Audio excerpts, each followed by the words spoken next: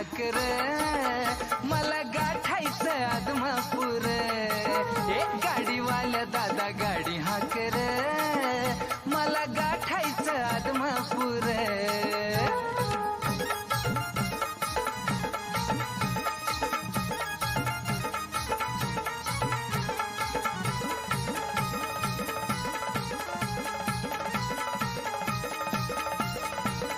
चैत्री अमोशाला माझ्या माहेराला